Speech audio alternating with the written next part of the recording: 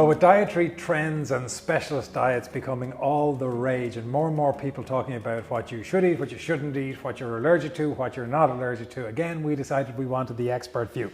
So, to get some clarity, I'm joined by registered dietitian Sarah Keogh. She's run Eatwell, which is a food and nutritional consultancy for more than 20 years, giving advice to businesses, to consumers, to patients.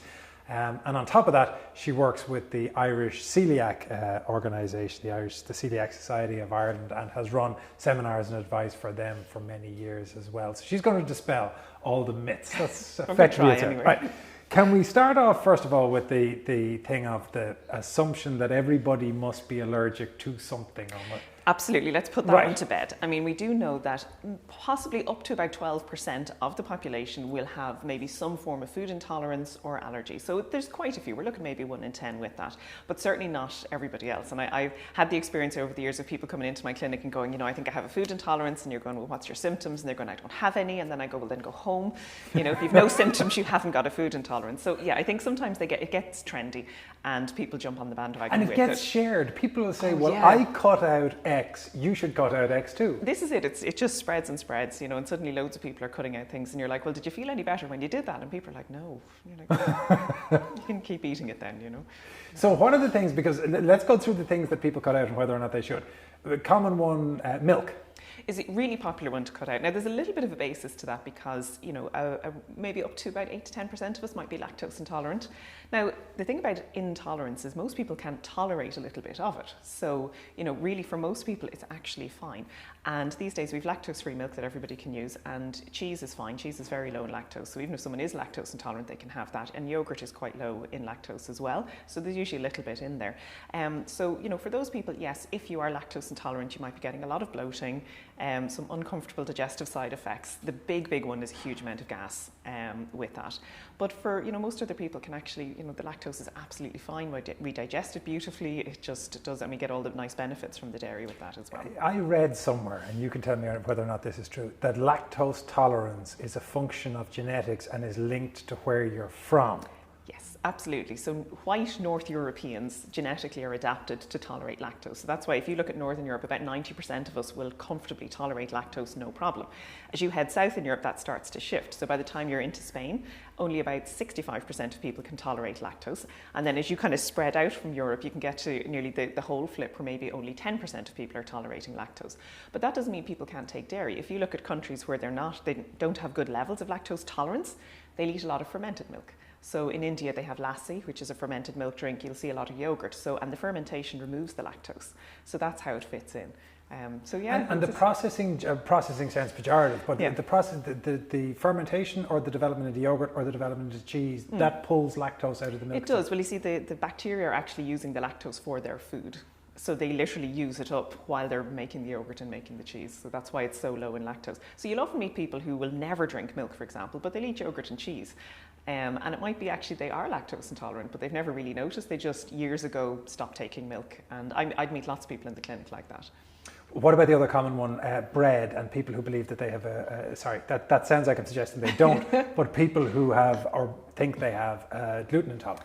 So, the bread is an interesting one because there's two things in bread that are common. Now, when I say common within sort of food intolerance. So you do have what we call non-celiac gluten intolerance. And celiac disease, and they're both sensitivities to gluten in bread. But also in bread, there's another substance called fructan. And for a lot of people, if they are sensitive to fructan, it can cause really quite impressive bloating and really nasty constipation with it if they do have it. So there's some people. But what's really important for people, if they think that they might be sensitive to bread, is they must rule out celiac disease before they do anything. Because often people go, excuse me, I'm sensitive to gluten, I'm going to cut out bread. And the problem there is that it makes diagnosing celiac disease very, very difficult at that point because you have to be eating gluten when you're tested. So if you cut out your bread and you feel better and then you decide to be tested for your celiac disease, the test is going to come back negative, even if you are celiac. Because if you're not immediately symptomatic in reaction to gluten, the test doesn't reveal it? No, not at all. It doesn't. So the test is, there's two tests that you do for adults. You need to do a blood test, and then you're going to do, if that's positive, then you're going to have a biopsy. And you have to be eating gluten for both tests, and you have to be eating it for at least 6 weeks. And what we'd see often is maybe somebody will come off gluten and they feel so well that when you say to them, right, you have to go back on gluten now for 6 weeks to get tested, they're like, that's not happening. And it's a problem because if you are celiac, you have to be like 100% gluten-free. None of this, I'm going to be gluten-free Monday to Friday and then have my bread on the weekend. And also with celiac disease, you have more issues around bone health, so you do need like DEXA scans and you need more follow-up in terms of the other micronutrients. You know, people with celiac disease might have more issues with liver and heart disease and things like that. So it's not just the gluten, people actually need their proper medical follow-up for it. So if you think, you know, you've irritable bowel or you think that you have any sensitivity to bread or gluten, please go and get your celiac test with your GP. And you said when we talk gluten, is it exclusively bread or are there other products? Oh no, there's gluten in loads of things. So wheat, rye and barley will be your main places. So that's bread, pasta, breakfast cereals, things like that. But also very tiny amounts can be an issue. So as little as 20 parts per million of a food being gluten will trigger a reaction for people with celiac disease. That's about the tip of a pin. Or if you look at your fractions when you're in school, you know, you do the half and a third. Well, this is 20 millionths of the food containing gluten will trigger a reaction. So it's really very, very sensitive. So this is where you're looking at, there might be a bit of flour in a stock cube, and that will be enough to trigger. Or, you know, sometimes you might see someone has cooked a lovely gluten-free muffin, but they put it beside an ordinary one, and the fact that they've touched now it has enough gluten in it to cause a reaction. The fact that they've touched is enough. I know. It's we talk about cross-contamination a lot, and that's why, I mean, I work with the Coeliac Society, and we do a food list every year. And what we do with that is we go to manufacturers, and we don't just look to see, well, is there no ingredients in it? We actually go, what's on the line? What's in the factory, what comes in the door, how do you wash down? So there's just no cross-contamination, and that's the Bible for everybody with celiac disease. You know, and there's an app that people can use as well. So does that mean that if I'm, sorry to cut across you on the app, I'll come back to you, but does that mean that if I'm a chef and I'm working on a line that has a flour product and then I go to a theoretically celiac-friendly product, if I haven't changed gloves, cleans hands... Wash the whole line down, yeah. Wow, sorry, you were saying no, but actually, just to say that, it's one of the reasons why it's quite difficult eating out for people with celiac disease, because, you know, a lot of restaurant kitchens are really small and it can be quite difficult to limit that cross-contamination for them. So that's where it's an issue. I was just going to say the Coeliac Society this year launched their app. So that members can actually now just scan a barcode in the supermarket and it'll say, yep, that's actually on the list or it's not. So it's just going to make life so much easier for people. It's been in a book up to now, which has been great, but the app is live and can be updated. So we're delighted to have that going. We're working our way through the sort of the top 5 contenders. We've done gluten, we've done lactose. The other ones, of course, that come up, things like egg allergy and egg intolerance and nut allergy and nut intolerance. Kick us off with the eggs. So, I mean, we've egg allergy. And when you look, I'm going to be very bad here and kind of group them a little bit. So what we have is that an allergic reaction is a very specific reaction in the body, and it's what we'd often call an IgE reaction, because that's the part of the immune system that kind of gets involved. And for those people who are having what we call this IgE reaction, this is nearly the classic anaphylactic reaction that you might hear about, the one that makes the headlines. Now, people might not necessarily get that. They might get a really bad rash, they might get stomach pain, so it can be a little bit different for people. But they're reacting very specifically to a protein in the food. So it's an egg protein if you're allergic to eggs, it's a protein in nuts or peanuts if you're allergic to those. And it can have really very quick reaction. An intolerance, you know, when we sometimes say what's the difference, food allergy and intolerance, the allergy can be really quite fast. So they'll say within 2 hours, but for most people the reaction is within about 30 minutes. Whereas with an intolerance, it might be 2-3 hours, or it could be the next day, or it could even be in 2 or 3 days, depending on what it is. So they're kind of where the allergies actually sit with it.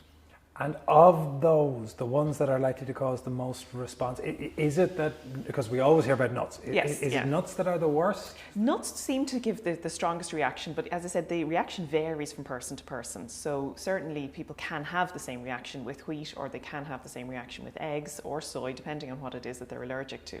So we will often see on food products in Ireland the list of kind of the 14 top allergens, and they would be things like sesame, wheat, soy, eggs, and so on. So that's why if you look on food labels now, they'll be in bold on the label so that people can look and say, well, actually, is this safe for me to eat or not? And it just stands out, which is fantastic with that.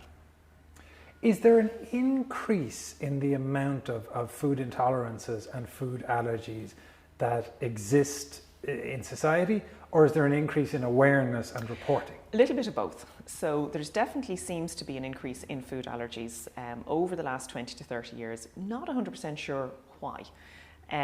So, you know, someone is saying, well, people with allergies are grown up to have more children and it does seem to be genetic. So is it that? Now, it's probably a bit too fast for it to be that. So we're not really 100% sure why. We're certainly seeing increases in celiac disease. And again, we don't know why. You know, if we look back maybe 30 years ago, we'd look at maybe 1% of the population are celiac. But now studies coming out from Finland, they're looking at maybe 2.5% of the population in some areas of Finland. It's still small numbers, but it's a doubling in that period. It's quite a jump, you know, and the question is why, what's going on? So some of it may be better diagnosis, that it is being spotted. Like if someone's having the full allergic anaphylactic reaction, we see that. But if someone's been having rashes all their lives, 50 years ago, I wonder if people just got on with it, whereas now we're going, actually, it's an allergy. And I think an interesting one that's been documented in the last few years is exercise-induced anaphylaxis. So someone is eating wheat absolutely fine normally, but then if they happen to go for a big run within 2 hours of it, the change in the body when you're running has triggered this reaction. And that has just been such a fascinating one. It's very difficult, not fascinating for the people who have it, but for those of us who are studying it. But it's just really interesting. Could otherwise, on any given day, you can eat, you could have your slice of bread, no issue. You have your slice of bread and go for a jog, anaphylactic shock. Yeah. Now, it's rare, difficult to diagnose, as you can imagine, but just really, really interesting where it's going.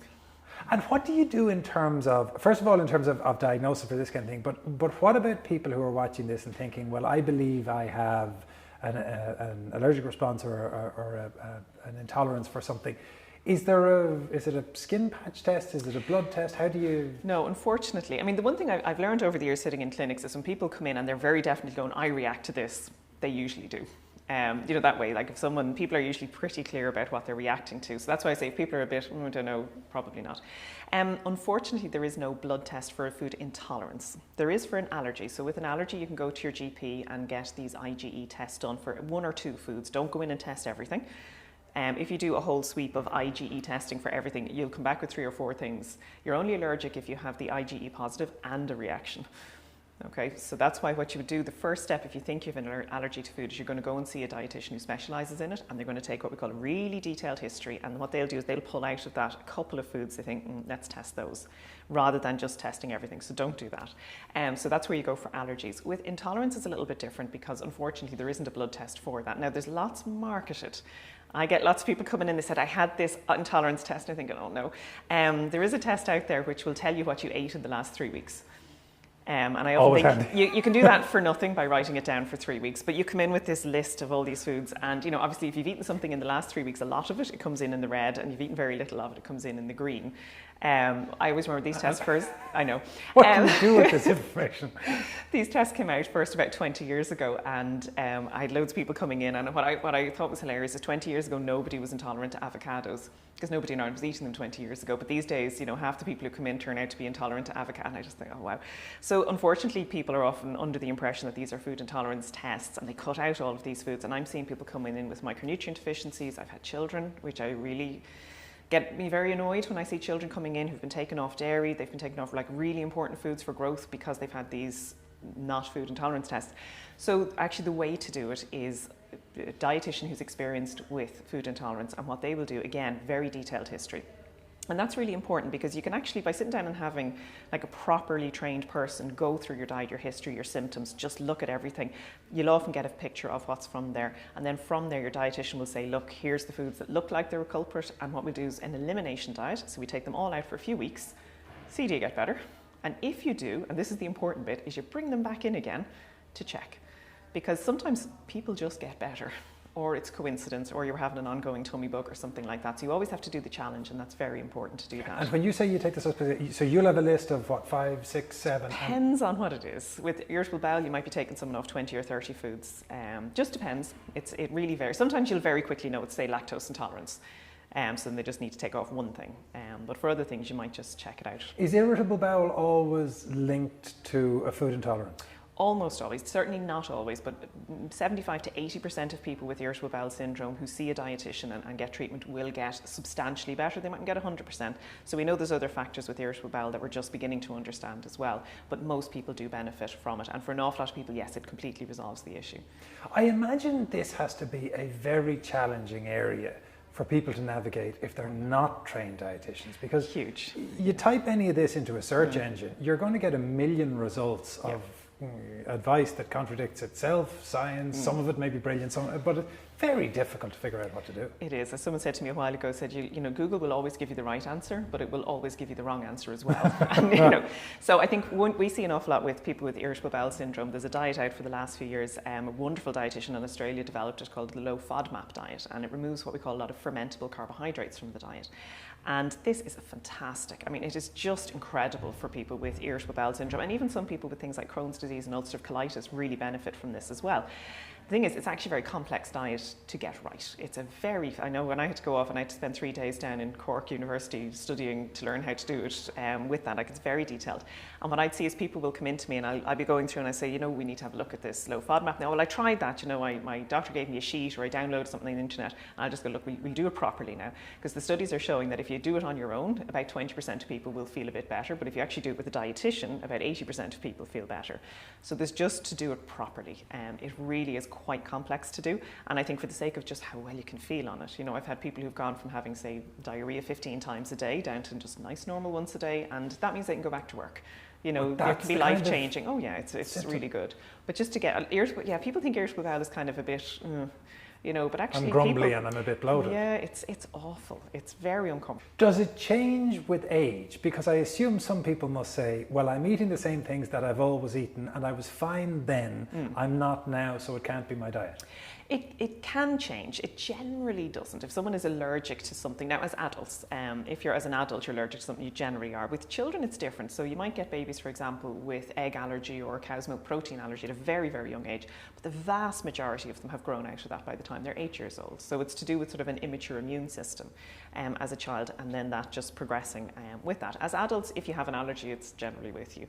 In terms of intolerances, they can kind of come and go because some of the food intolerances will be a little bit due to maybe changes in gut bacteria. So if someone, back when you could go travelling and you could travel the world, people might pick up, you know, just changes in gut bacteria if they're living in one country for a while and moving around, and then that can just change how they metabolize certain foods for a while. But that generally fades after about 5 years.